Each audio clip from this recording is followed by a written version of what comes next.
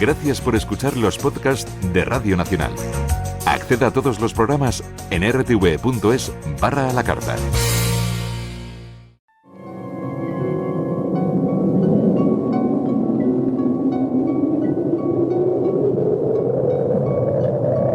Solo cuando el túnel está en la más absoluta oscuridad es cuando puede volver otra vez la luz.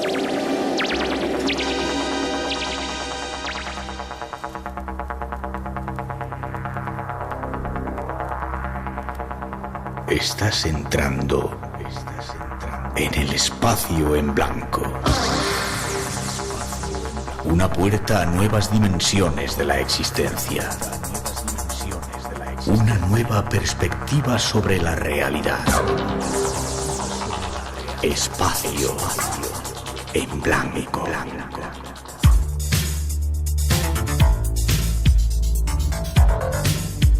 Una producción escrita y dirigida por Miguel Blanco.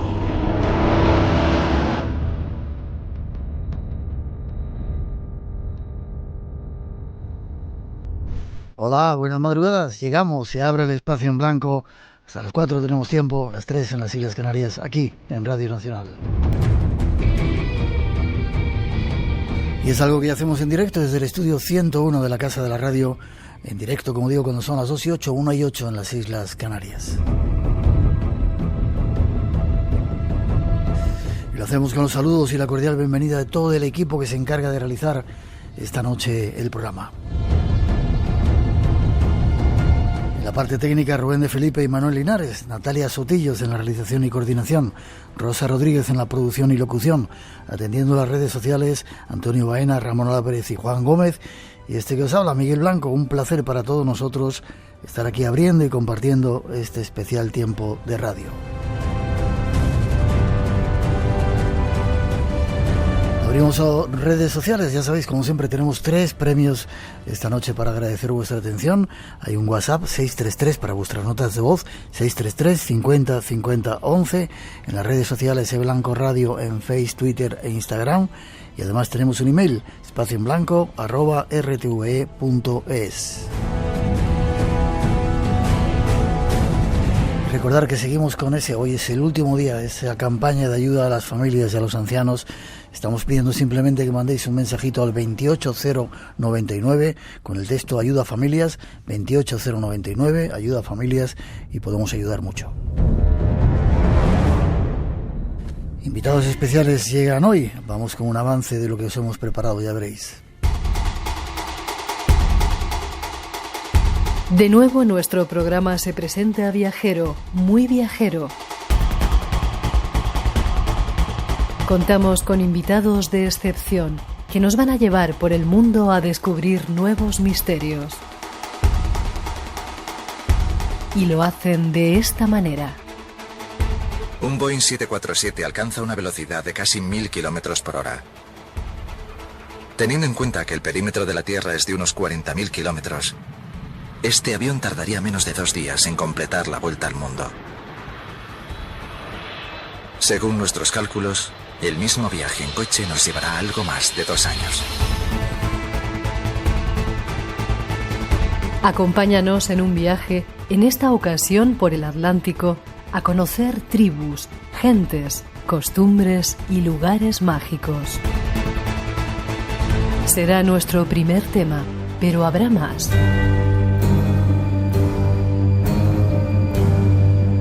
Seguiremos a la búsqueda de extraños símbolos en nuestras catedrales para tratar de conocer su significado. Eso y algo más compondrá nuestro viaje de hoy. Prepárate. Temas sorprendentes esperan en este espacio en blanco que ya se abre ante ti.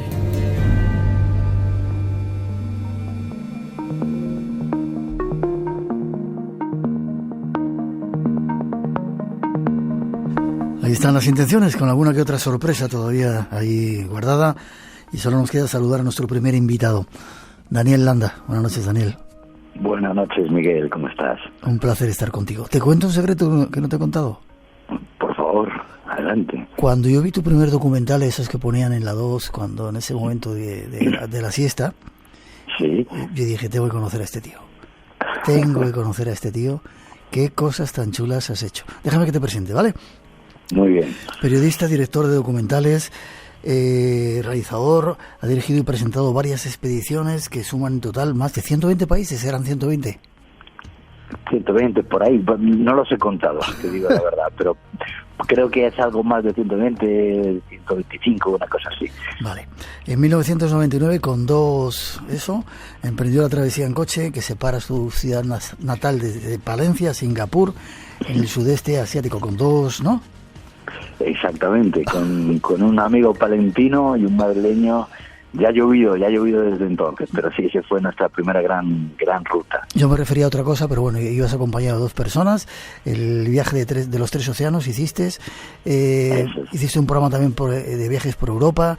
Entre el 2006 y el 2008 comandaste la vuelta al mundo más larga que se haya contado hasta la fecha en televisión.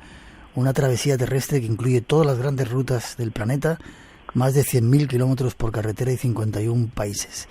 En aquel viaje dirigiste una serie que se llamaba Un Mundo Aparte, emitida en 130 países, Estados Unidos, National Geographic, en televisión española con mucho éxito.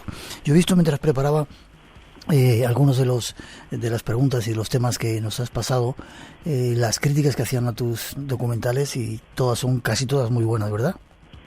Bueno, ya veremos a ver, ¿no?, cómo son esas historias. Pero desde luego las experiencias están siendo a la altura de nuestras expectativas, que no es poco. Qué bien. Hiciste una serie que se llamaba Pacífico, que yo creo que era la que yo estuve viendo, y ahora estás preparando otra, o a medias, que se llama Atlántico. ¿El viaje continúa todavía?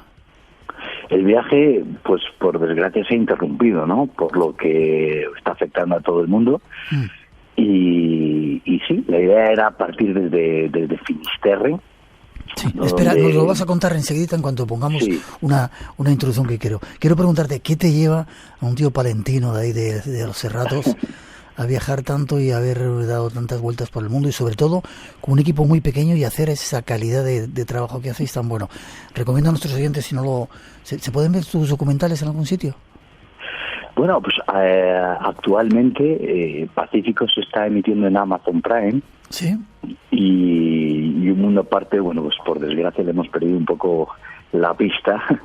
Pues no tenemos noticias, ¿no?, de nuestra distribuidora desde hace tiempo, pero en Amazon Prime se pueden ver Pacífico, y espero que este año, muy pronto, esté preparado por lo menos la primera parte de Atlántico. Vale, yo recomiendo a nuestros oyentes, si no conocéis a este personaje, a este señor, ver alguno de sus documentales para que veáis qué calidad. Y te decías, ¿qué te lleva a dar vueltas al mundo, saliendo de ahí del Cerrato y yendo a dar vueltas? Bueno, pues para un palentino, como para cualquiera, yo entiendo que la curiosidad es al final el motor, ¿no?, que te mueve a descubrir, a viajar, y además pues combinando esa vocación viajera pues con la periodística, la de contar historias, ¿no? Y qué mejor contexto que el mundo entero para ir descubriendo historias que merecen la pena ser contadas, ¿no? Y al final, de nuestra propia experiencia, de la mía y la de mi equipo, pues vamos sacando esos documentales, vamos contando esas historias, porque al final ya no es una cuestión de cuántos países uno recorre, ¿no?, sino de cuántas vivencias, cuántas experiencias se pueden extraer, y creo que pueden motivar al espectador, ¿no? Y en ese afán nos encontramos todavía después de tantos años viajando por el mundo. Sí, señor. Te decía al principio que yo, cuando vi tus documentales, dije, tengo que conocer a este tío. Gracias por haberte dejado conocer, porque ya hemos estado juntos, y por estar hoy en el programa, ¿vale? Bueno, lo mismo digo, siempre es un placer hablar contigo, y además también eres un referente para los viajeros también, no solamente para los amantes del misterio, sino para los viajeros, porque sé que tú sí que has pateado, tú sí que tienes historias también por el mundo, o sea que compartimos esa misma vocación. Bien, la compartimos, tú eres el invitado. Nos vamos de viaje. Este señor queremos que lo conozcáis, queremos que conozcáis la serie que está preparando, que dentro de poco se verá aquí en nuestra casa. Tras esa introducción, damos datos.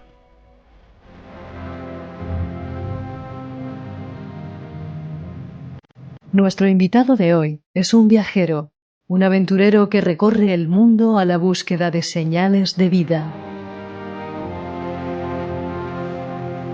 Vidas diferentes a las nuestras en los 5 continentes.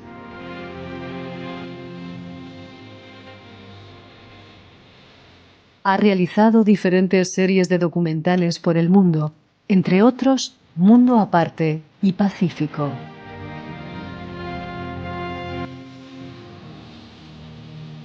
Su nuevo proyecto es otra serie que lleva por título Atlántico. Comienza así. Pocas veces una frontera lo cambia todo de una manera tan radical. Estoy exactamente en el tren más largo del mundo.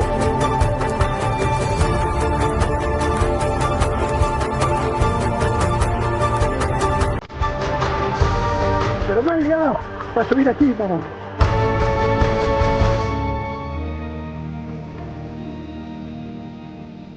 Esta noche nuestro invitado nos ha dejado acompañarle en su largo viaje por el Atlántico y junto a él vamos a descubrir misterios de lugares desconocidos.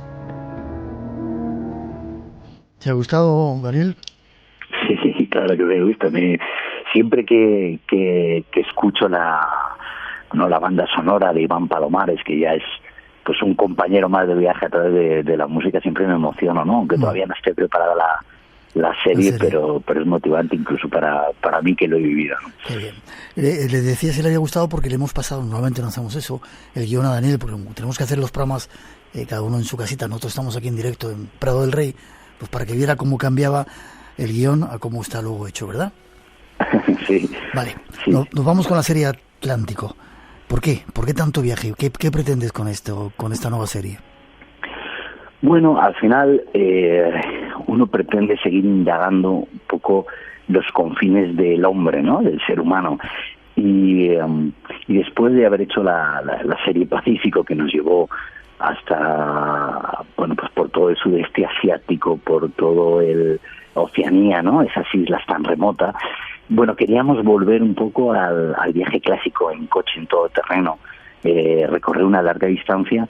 Y África nos parece siempre África es un imán, ¿no? África muchas veces se la quiere y se la odia porque no es fácil viajar por África y sin embargo pues te llama siempre.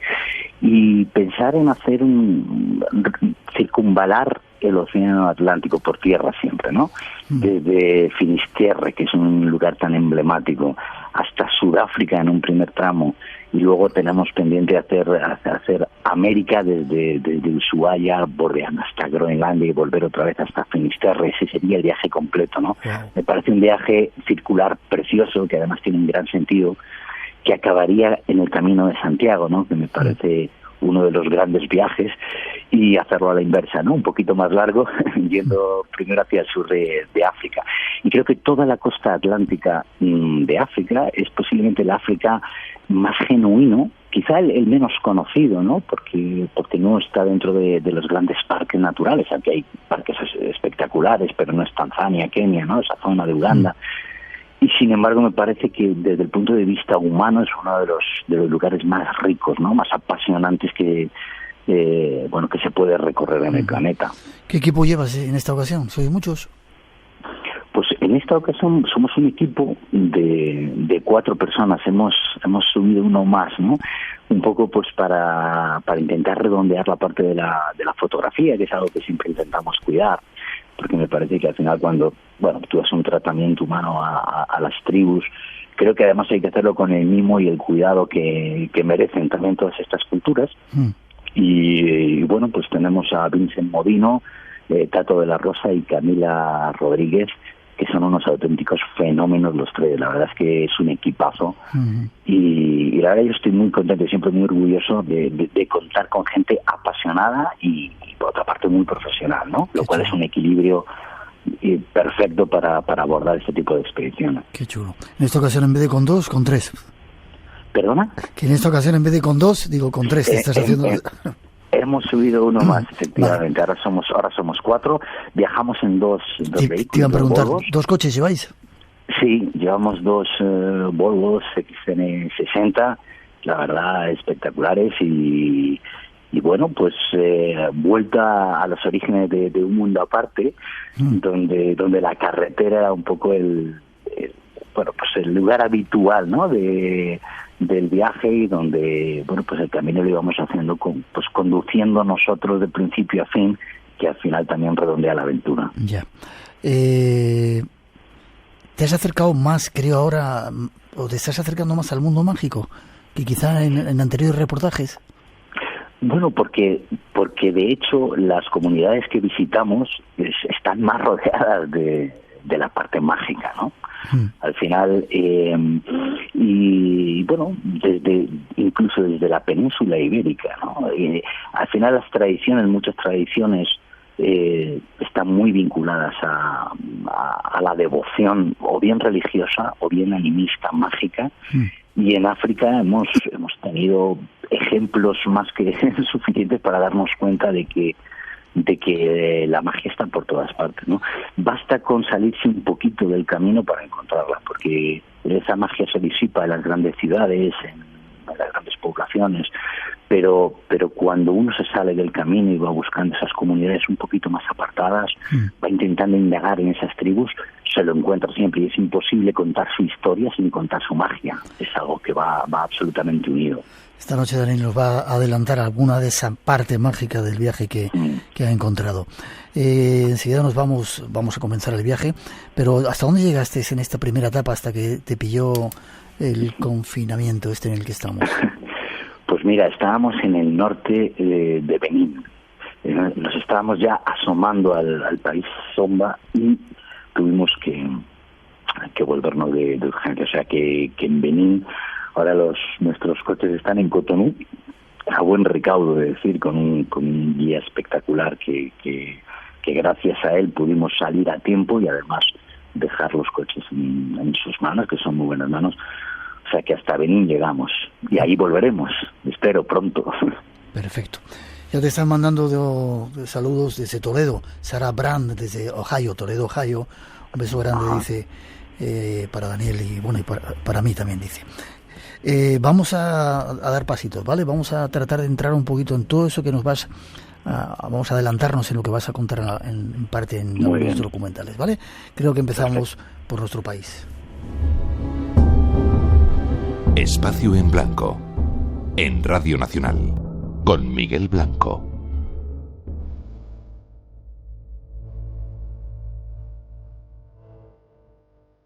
Nuestro largo viaje de hoy arranca en Galicia, muy cerca de Finisterre, el fin de la tierra. El fin de la tierra y el comienzo de nuestro viaje. Allí, en Galicia, se dan muchas extrañas y misteriosas tradiciones. Una de ellas es la procesión de Santa Marta de Ribarteme. A hombros ella, Santa Marta. Detrás, quienes han escapado de la muerte. Pues quien lo sepa, que lo explique. Ahora la retan encerrados en un ataúd. Debajo, familiares amigos que les llevan a hombros por este pueblo gallego. Por mi hija, que está operada de corazón, y entonces sí. Cumplen con la promesa también por otros. Un nieto tiene una enfermedad es una enfermedad nueva que se llama morfea. Es una de las tradiciones más antiguas y extrañas del mundo. La gente de fuera no entiende, pero hay que estar al borde de la experiencia de la muerte y tener mucha fe. Y hay que ser devotos, pero devotos. Un sentimiento transmitido desde la Edad Media que salva a sus vecinos del sueño eterno. Este año, 9 ataúdes en un funeral multitudinario. Eso sí, aquí los muertos están muy vivos. Una procesión de muertos que están vivos. Conozcamos algo más de este extraño rito. Pues vamos a intentar conocer algo más. Desde Ontario, Canadá, te dicen que por estas fechas viniste el año pasado. ¿Cómo te tienen controlado? Y te mandan saludos, Daniel. Fíjate, qué memoria, ¿no? Qué memoria. Increíble. Juan Luis Méndez desde Modesto, en California, también te felicita. Fíjate que nosotros conocemos rituales extraños, pero este de la procesión de Santa Marta de Ribarteme, ni idea. Es una tradición en la que los muertos están vivos. Cuéntame un poco.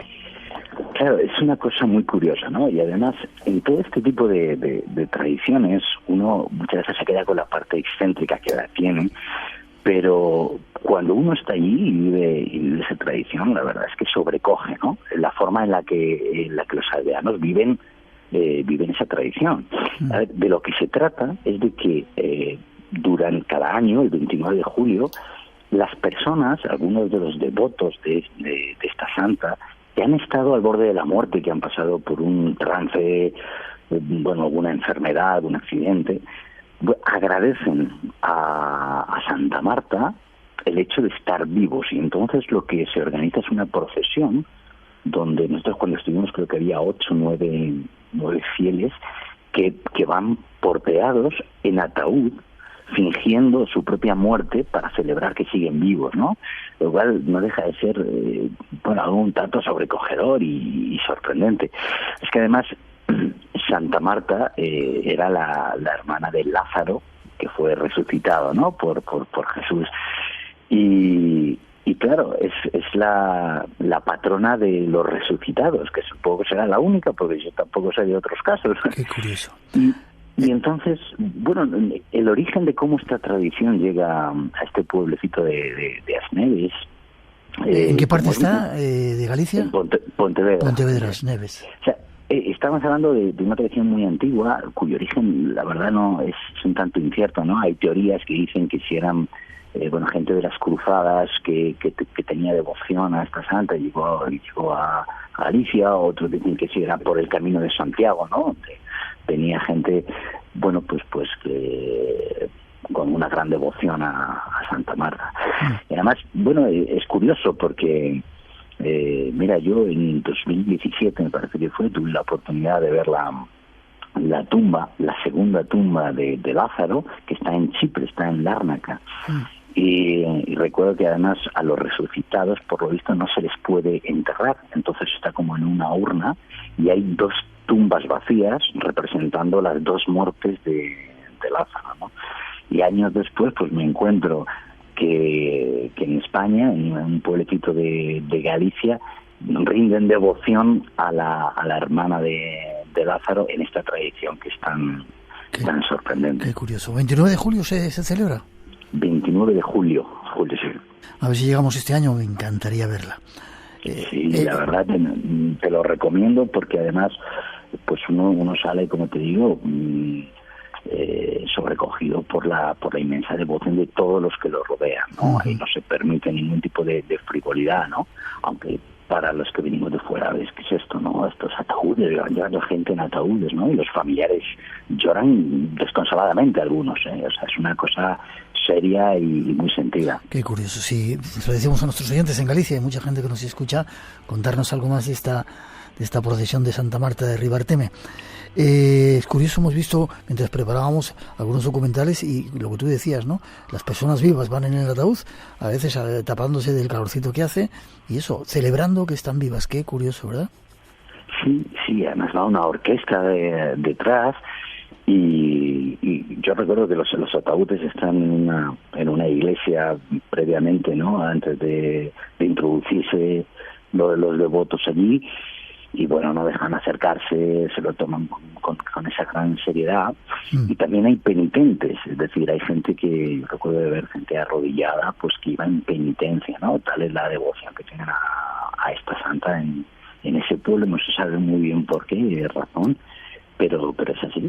Y todos los años está lleno el pueblo para ver esa procesión insólita. Y devoción también en la Virgen del Rocío, en Almonte. ¿También la viste? Sí, porque yo fíjate que es que, a ver, uno que ha estado viajando por el mundo intentando ver esas tradiciones, esas culturas, ¿no? Las tenemos en casa, ¿verdad? Aquí tan cerquita. Y en España, de verdad que creo que no tiene nada que envidiar lo que es las raíces más tradicionales y la fe y la devoción con la que se viven esas tradiciones.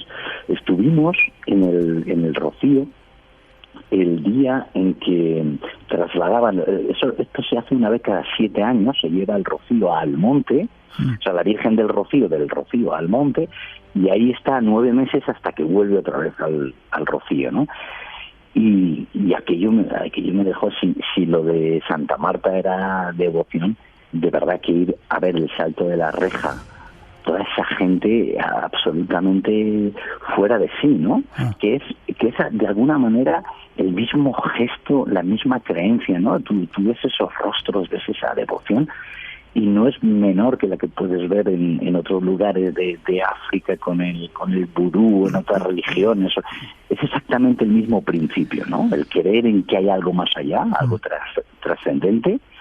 Y ahí estuvimos recorriendo pues 14 kilómetros por esos caminos de arena maravillosos de Doñana hasta el monte, ¿no? Con miles y miles y cientos de miles de personas, que se dice pronto, ¿no? Yo creo que pocas referencias religiosas arrastran a tanta gente en un camino, digamos, tan duro, ¿no? Como es esa travesía. Qué suerte. 2:32, 1:32 en las Islas Canarias. Vamos a cruzar el estrecho y vamos a seguir viaje.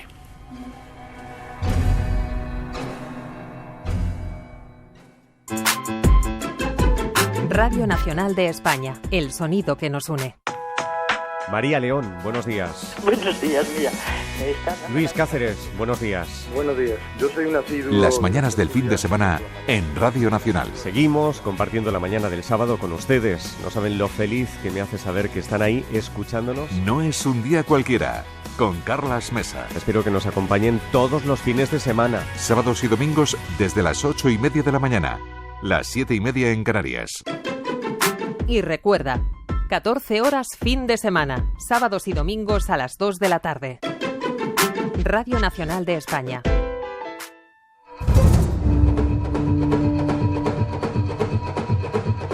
Cruzamos fronteras y viajamos hasta África, concretamente hasta Senegal, Gambia y Guinea-Bissau. En esas tierras se celebra un ritual conocido como Kankurang. El Kankurang es un rito de iniciación practicado en todas las provincias mandingas del Senegal y de Gambia, principalmente en la región de Casamance y en la ciudad de Mbour. Es un rito que se ha extendido a otras comunidades y grupos de la zona, constituyendo una ocasión para los jóvenes circuncisos de aprender las reglas de conducta que garantizan la cohesión de la comunidad, conocer los secretos de las plantas y sus valores medicinales y aprender las técnicas de caza.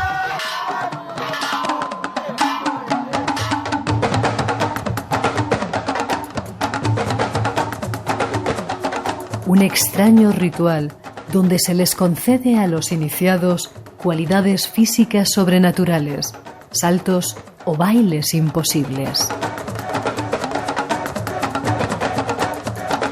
Nuestro invitado nos cuenta algo más de todo ello.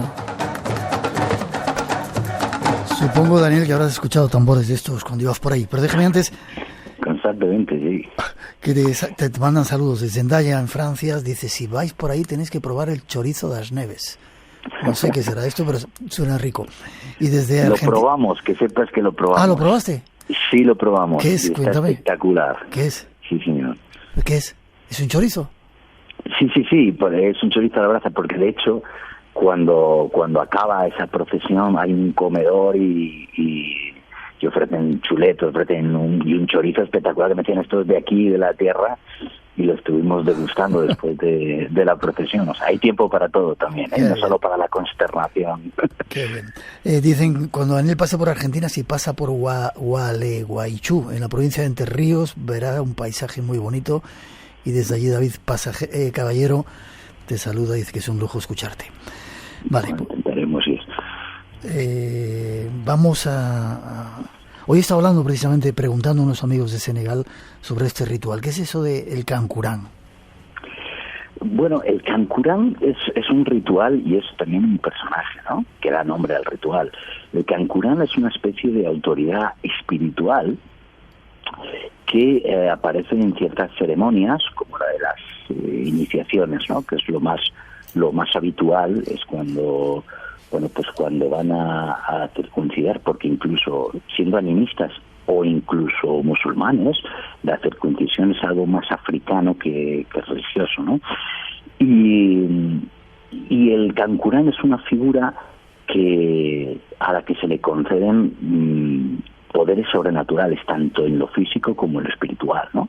De lo que se trata es de espantar los malos espíritus durante todas esas ceremonias. Entonces aparece esta figura que va vestido totalmente cubierto, con una corteza de un árbol que se llama fara, que lo cubren con un color ocre, un poco y sin intentar distorsionar, ¿no?, la seriedad del Cancurán, como Chihuahua, porque además son gente alta, como Chihuahua, el de la Guerra de las Galaxias. De la Guerra de las Galaxias. Tiene un poco esa pinta porque van como con esas cintas, ¿no?, y esos mismos colores, y va totalmente tapado. Bueno, pues esta persona realmente a nosotros nos aseguraban en Gambia, primero lo tienen tanto respeto como miedo, porque si se te aparece, tú sales absolutamente escopetado de allí, porque si te toca es como que te está designando que tú eres un mal espíritu y la gente te puede rechazar, ¿no? Entonces nadie quiere que se le acerque el Cancurán. Es una especie de protector espiritual. Pero además de eso, bueno, pues cuentan y aseguraban todas las personas con las que hablamos de sus poderes sobrenaturales, que pueden saltar 7 metros, que se suben a los árboles, que pueden empezar a bailar en uno de estos rituales y estar 3 horas moviéndose de una forma sobrehumana, ¿no? Allí es una figura, yo no sé si es una hipérbole, nosotros vimos algún baile de los Cancuranes y efectivamente son gente que está muy en forma, pero en determinados casos dicen, bueno, pues que hacen demostraciones físicas absolutamente extraordinarias, ¿no? Y tanto las físicas como las espirituales, porque luego se aparecen y nadie sabe, bueno, unos dicen que son elegidos, ¿no?, y que nadie sabe quiénes son esas personas, pero cuentan que el origen del Cancurán eran espíritus, venían del más allá, vestidos de esa forma para proteger al poblado de los malos espíritus, ¿no? Entonces es a la vez un protector, pero hay una figura que asusta a cualquiera que lo vea. Y de hecho nosotros estuvimos en Guinea-Bissau, que es un país maravilloso. A mí Guinea-Bissau me ha seducido desde las islas hasta el interior, ¿no?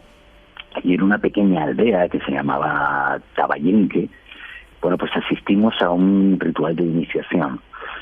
Y allí había varios Cancuranes que perseguían a la gente que salía despavorida de allí y estaban con esos trajes durante todo el día. Bueno, nosotros nos quedamos un día, pero durante varios días y siguen celebrando, bailando, van con un palo, van como con 2 machetes, siempre llamando la atención un poco, diciendo estoy aquí, no te acerques a mí, ¿no?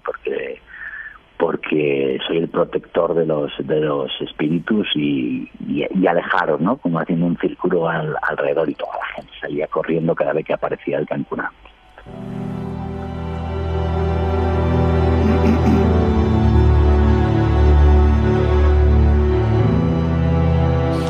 Te siguen mandando saludos, nos invitan a mate, la bebida de los guaraníes en Argentina, Qué maravilla. En Quebec, Canadá, en Laval, quieren ver la serie y te mandan saludos fraternales. ¿Esto lo hacen en Gambia, Guinea-Bissau, Senegal, y lo hacen los mandingas o está distribuido por más tribus? No, yo creo que es una tradición puramente mandinga. Lo que pasa es que, bueno, tú sabes que al final muchas de las tradiciones, bueno, van adoptando algunas fórmulas de otras tribus, otros clanes, ¿no? Pero fundamentalmente son los mandinga los que hacen este ritual de Cancurán. Vale, ¿fue fácil de grabar? ¿Es fácil de llegas allí con tus cámaras y dices, quiero grabar y...? Mira, no es fácil, porque África no es fácil de grabar, ¿no?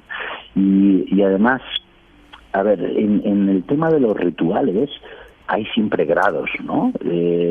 Tú puedes llegar a ver una demostración que hacen en un pueblo y se acerca algún turista, aunque no es una zona especialmente turística, pero bueno, o puedes intentar buscar, como nosotros hicimos, un ritual de iniciación que nos llevó pues horas de coche por unos caminos absolutamente imposibles, pero conseguimos llegar a ese pueblo. Y había que ganarse, siempre hay que ganarse el favor del Consejo de Sabios, ¿no? Sí. Entonces nosotros también íbamos con con un guía que nos hizo la introducción. Además era un hombre fabuloso, Nino, se llamaba, un músico de allí que toca la cora, que luego nos dio un concierto de cora. Bueno, se creó, digamos, un ambiente propenso para que nos hiciera la introducción más favorable. Hablamos con el Consejo de Sales. Esto siempre lleva su tiempo, ¿sabes? Parece que uno llega, saca las cámaras, pero bueno, hay que muchas conversaciones, les compras un poco de rol, intentas participar también de la ceremonia aportando algo, y después de un rato, pues poco a poco nos fuimos ganando su confianza. Es más fácil ganarse la confianza cuando estás en un pueblo remoto, ¿no? Una aldea lejana que no están acostumbradas a ver turistas, pero aún así pues siempre hay unos protocolos en todas las tribus, no solo en África, ¿no? Que hay que respetar, y hay que dar esos pasos antes de sacar una cámara, y eso hicimos. Vale, lo vamos a ver dentro de poquito en esa serie. Sigue mandando saludos desde Olvega, también tienen buen chorizo ahí en Olvega.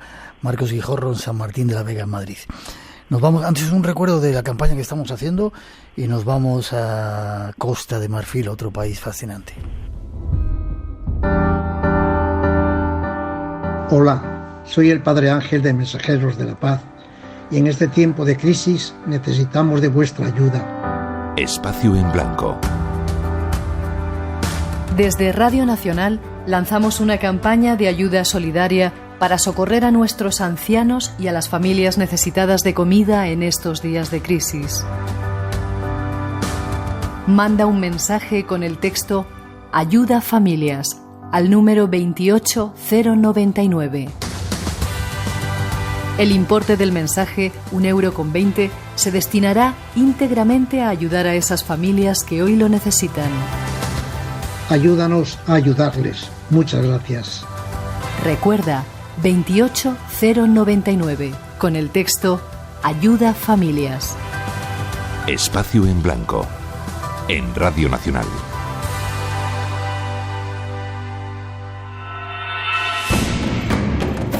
Seguimos camino hacia el sur. Nuestro próximo destino, Costa de Marfil. Allí nos encontramos con los puentes de lianas sagrados de los Dan Yakuba.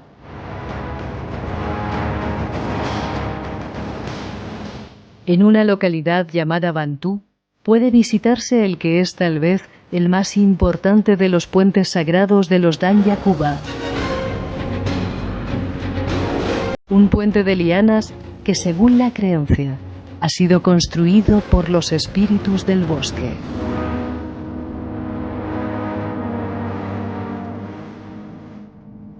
Puentes de gran belleza a los que se les atribuye un origen sobrenatural y que siempre conducen a un bosque sagrado. Además, los Dan Yakuba son conocidos por sus bailes de máscaras, sus acrobacias y la comunión entre el mundo humano y el espiritual.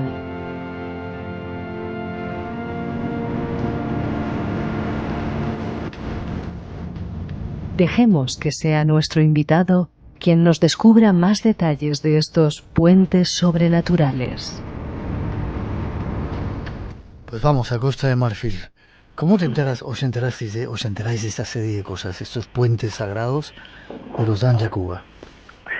Bueno, yo creo que, a ver, primero uno evidentemente se documenta, que es lo más interesante, que es lo que se puede ver, ¿no? Algo que sea diferencial. Y a veces es complicado, porque bueno, a veces la información no es tan accesible. Pero cuando llegas al lugar, nosotros nos hartamos de preguntar. Yo particularmente intento hablar con todo el mundo. A ver, yo he oído algo de los Dan Yakuba, ¿cómo puede ser tal? Y al final es una persona de allí, tiene que ser un local que te lleva y te dice, mira, hay un sitio espectacular, si vienes por aquí te voy a llevar a... Y al final lo sigues a ciegas, a veces sale bien, a veces no. Pero en esa ocasión pues nos llevaron a este poblado llamado Bantú, y bueno, la historia es fascinante, la de los puentes de lianas, ¿no? Cuéntanos cómo son, o qué significa. Pues mira, los puentes son de una gran belleza porque no tienen, o sea, es solamente lianas entretejidas que cruzan un río, no muy grande, pero los puentes pueden tener 30 metros de largo. Y bueno, es un puente que se balancea, oscila, y tú vas andando, digamos, por un enrejado de lianas, ¿no? Por lo cual tienes que andar con cuidado, apoyando bien las manos para no meter los pies en el enrejado. Y la verdad es que, bueno, espero que lo podáis ver pronto en el documental. El puente es de una gran belleza, pero la historia que hay detrás del puente además acompaña esa lírica, ¿no? Porque, bueno, según nos aseguraron, después de muchas conversaciones, porque ahí hay un gran secretismo, ¿no? Y para conseguir que te den esa información, bueno, tienes que hablar con varias personas y casi te lo cuentan un poco en susurros, ¿no? Que son esas buenas historias cuando te lo dicen como quien te está dando un tesoro, ¿no? Que en realidad son los espíritus los que entretejen esos puentes. Y además lo hacen una vez al año. Las lianas van perdiendo esa flexibilidad, entonces tienen que rehacer el puente. Entonces cuando llega esa fecha, solamente los iniciados pueden ser testigos de lo que pasa en ambas orillas del río, mientras el resto del pueblo tiene que quedarse confinado de alguna manera en el pueblo, nadie se puede acercar, ¿no? Y evidentemente pues aducen poderes sobrenaturales a la construcción de estos puentes, que en un solo día, en una noche, bueno, pues de la nada se derrumba el puente antiguo y se construye uno nuevo, ¿no? Y es una tradición además muy antigua también, tiene más de 300 años la construcción de estos puentes, ¿no? Hay varios, y en este pueblo de Bantú, que es un sitio como muy bucólico, la verdad, pasamos unos días espectaculares, la gente muy hospitalaria, y estos puentes es como el broche, ¿no? A esa parte bucólica de esos campos de cacao, ¿no? Costa de Marfil es el mayor productor de cacao, y están rodeados de cacao. Es un pequeño vergel y bueno, acceder a esos puentes además nos permitieron cruzarlo, para lo que, bueno, hay que descalzarse, ¿no? Como respeto al propio puente. Y bueno, es toda una sensación cruzar uno de estos puentes de lianas, la verdad.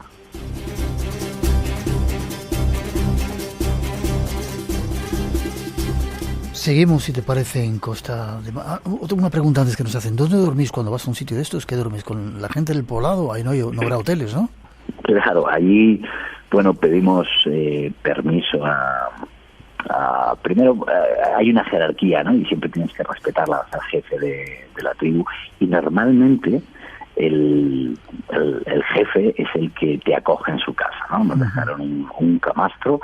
Siempre a Camila, como es la mujer del grupo, duerme con las mujeres, y nosotros dormimos en una habitación que nos preparan en la casa del jefe. Y además que tengo la sensación o la intuición de que precisamente en esa casa volví a sufrir la picadura de la anófeles, y poco después volví a brotar la malaria, y estuve también hospitalizado un par de días por este tema, ¿no? Ya en la segunda vez que padecí la malaria, y aún así, pues mira, mereció la pena la experiencia, porque fue algo único. Vale. En Costa de Marfil también visitasteis, qué curioso, una escuela de brujas en el reino de Indemie. ¿Qué es eso? A ver, mira, yo si tuviera que elegir de los países que hemos visitado a lo largo del Atlántico, un lugar que concentra la riqueza cultural, las tradiciones, las etnias, ¿no? Y además de una forma súper vistosa, sería sin duda Costa de Marfil. O sea, en Costa de Marfil estuvimos viendo varios poblados.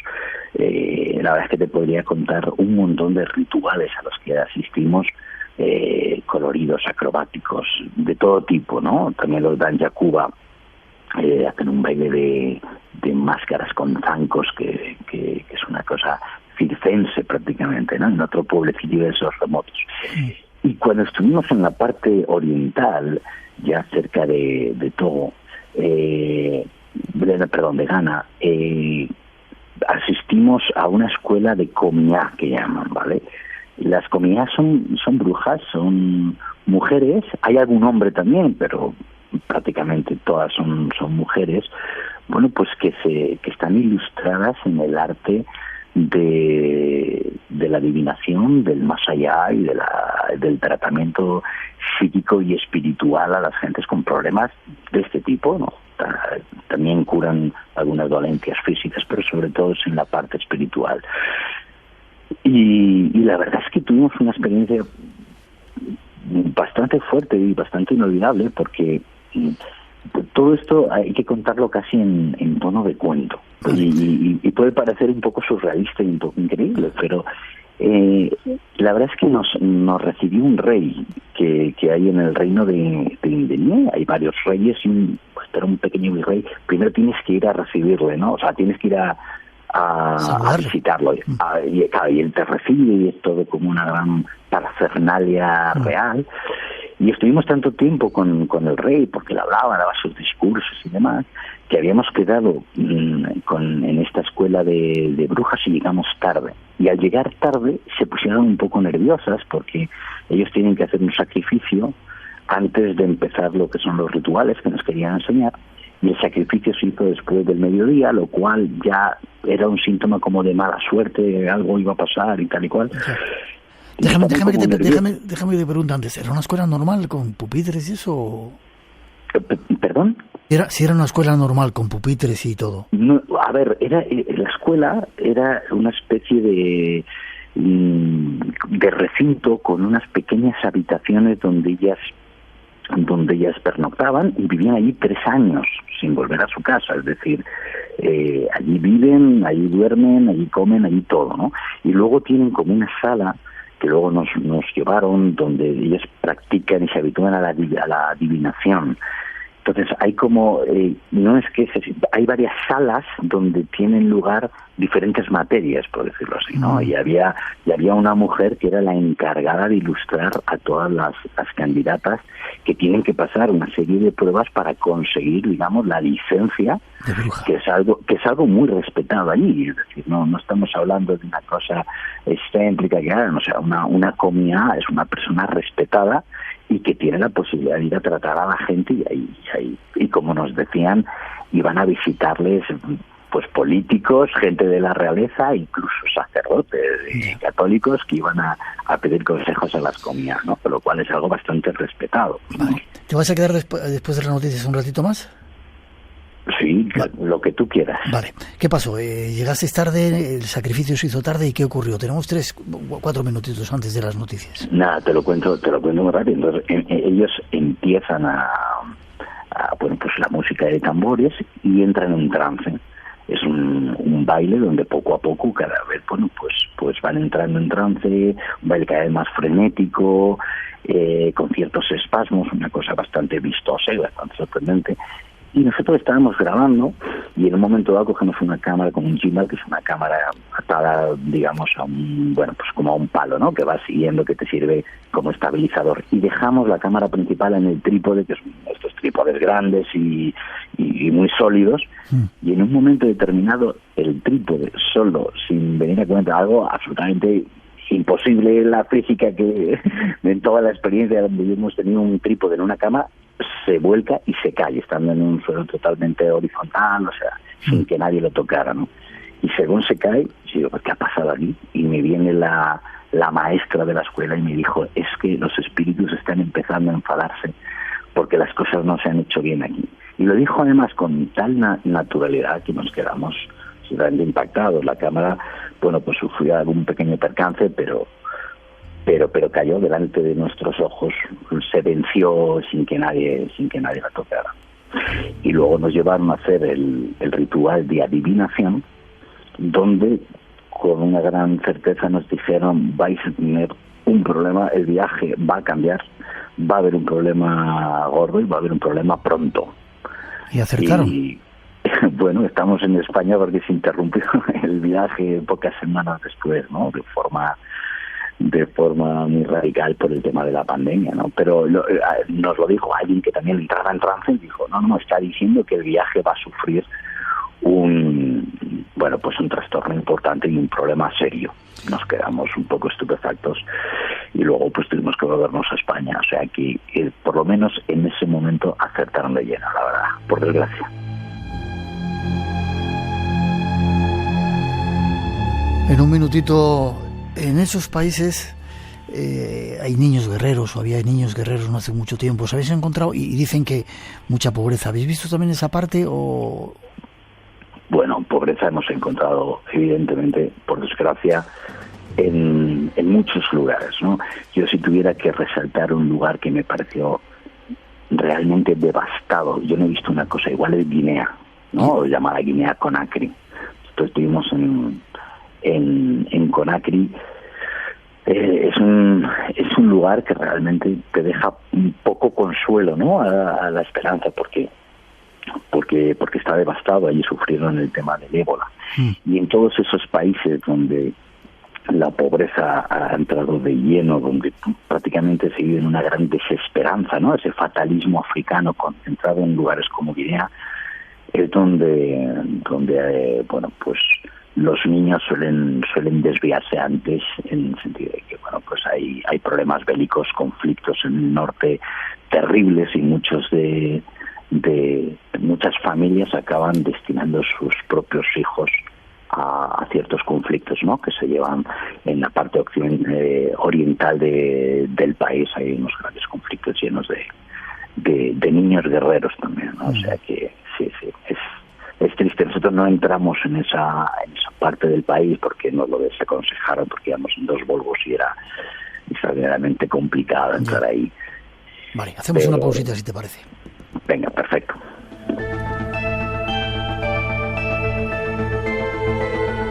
Hemos de hacer una pausa. Llegan nuestros compañeros de los servicios informativos, las noticias de las 3, las 2 en Canarias, pero regresamos. A la vuelta nos vamos a la tierra del vudú, a Togo y a Benín, a escuchar historias curiosas con nuestro primer invitado, Daniel Landa. Además tenemos un viaje para que conozcáis algunos extraños símbolos que hay en las catedrales y mucho más aquí en este espacio en blanco especial en Radio Nacional. Volvemos enseguida. Tras las noticias, no os vayáis, tenemos mucho que contaros aún.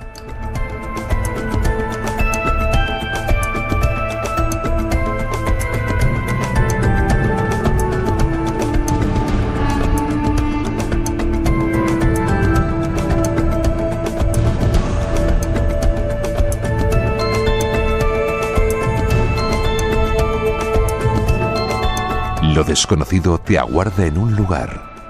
Espacio en Blanco con Miguel Blanco en Radio Nacional de España.